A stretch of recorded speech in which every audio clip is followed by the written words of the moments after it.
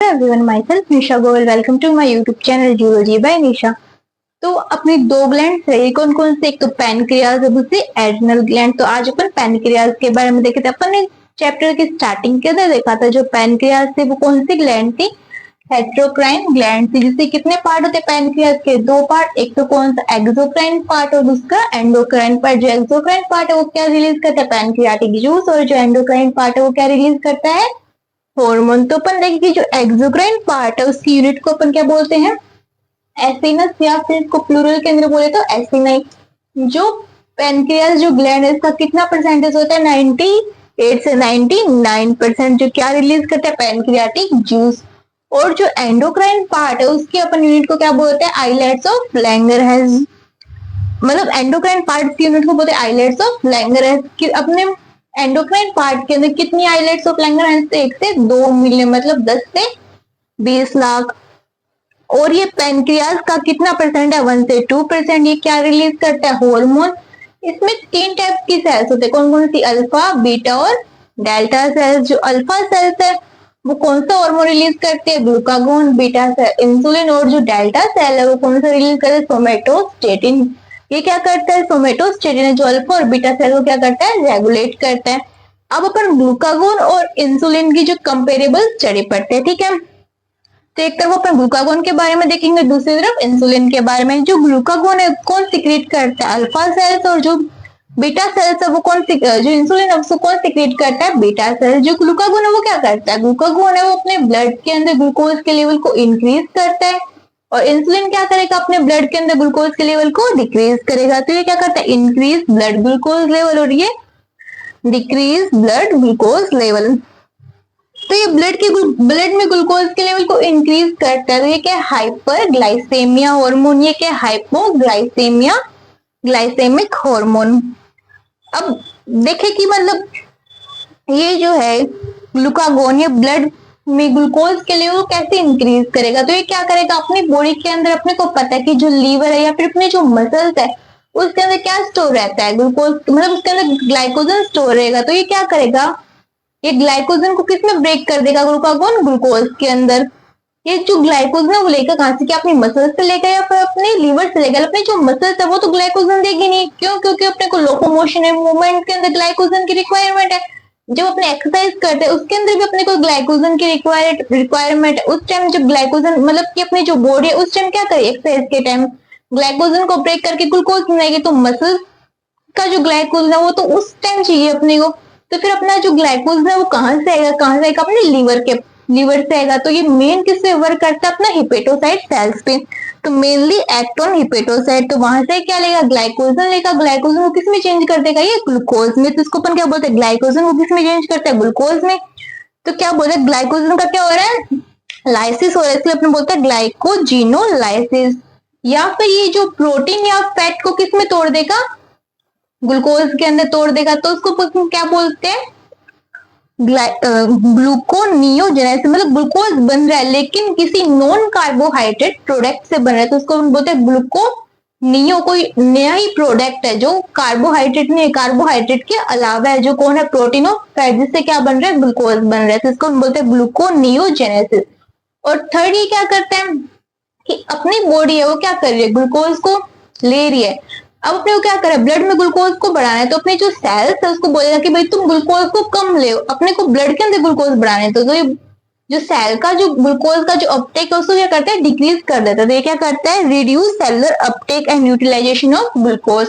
तो इस तरह अपनी बॉडी के अंदर क्या होता है? ग्लूकोज का लेवल इंक्रीज करता है। अब इंसुलिन है वो ब्लड के अंदर ग्लूकोज का लेवल डिक्रीज कैसे करेगा? वो क्या करेगा? अपने सेल्स को बोलेगा कि हाँ भाई तुम ज्यादा ग्लूकोज लो, ताकि अपने बॉडी के अंदर या अपने ब्लड के अंदर क्या हो जाए? ग्लूकोज का लेवल डिक्रीज हो सके। तो ये क्या करता है कि सेलुलर इंक्रीज करता है cellular uptake and utilisation of glucose.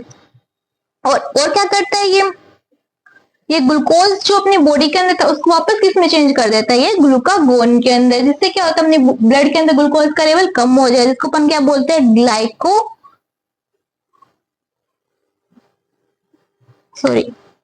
इसको हम बोलते हैं ग्लाइकोजेनेसिस।